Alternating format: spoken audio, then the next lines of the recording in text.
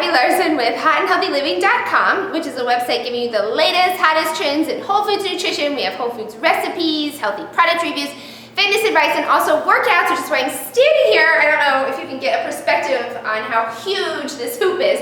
This is a huge fitness hoop, and I have my good friend Sherry in the background. This is actually her first day hooping, and this is going to be part one of a series. I teach this class down in South Florida called Hoopnastics, which is a class I've kind of created and developed. Obviously, I did not invent hula hooping, but hooping as a cardio component is just one element in the class. And what we do is it's an interval training class. So we do 3 minutes of hooping cardio bursts, and then we kind of switch things over, and I do kind of fitness fusion. It's a blend of Pilates and yoga and ballet, and then a sprinkling of gymnastics in there, all using this hoop. And the hoop is kind of like a balancing device, and it's a tool, and it's the only piece of equipment we use for the entire workout. But in order to do the workout, you need to be able to keep the hoop up, and so you need to be able to do the hooping cardio bursts. So today, like I said, it's part one of a series. I'm just going to show you the basics of how to keep the hoop up. Okay, so the basics of hooping. Now, usually when people get a hoop in their hands, what they start to do is they start to go in this huge, like, circular mess, because that's what I did. This is Sherry's first time today. She's got it in like 10 minutes. But what you want to do is you want to stand with your shoulders nice and tall, shoulders back, place the hoop at the small of your back, pull your abdominal muscles in, and then you're just going to, first I tell people just to start doing the forward and backward motion, because that actually helps you get the hang of it, because like I said, you're not going to be going in this big, huge, wide circle. So forward and back, abs in, shoulders back, and then you start to pump your hips forward and back, and then you just add the hoop. Now at first, you might not be able to keep the hoop spinning, because usually people drop it. So what you want to do, you might want to just go forward and back, and then grab the hoop.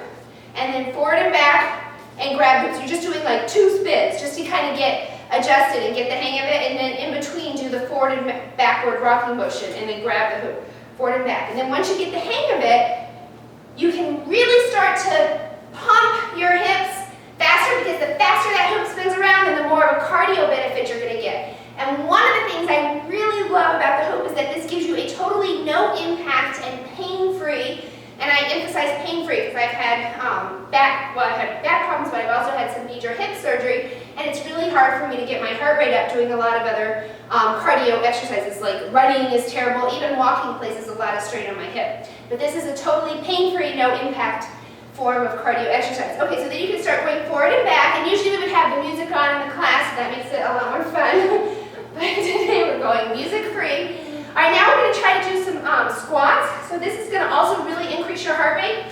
So what you're going to do is you're going to put your feet wide, arms out to the side, pull your abs in, shoulders are back, kind of squat down, and then drag your toe together. And then start to really pump the hoop. The faster you pump the hoop, the harder it is.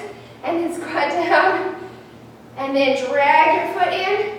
Okay, and keep pumping faster. Now another one you can do is you can put your feet together. Your knees are together and your feet are together, and you can try to drop the hoop a little bit below your waist. If not, keep it at your waist, that's fine.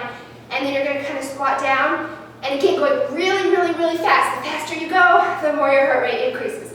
Another one you can do is you're going, hoop bashing. Another one you're doing is you're going side to side, and that is really going to burn out your obliques. Now that one's a little more challenging, but you're just going shaking side to side,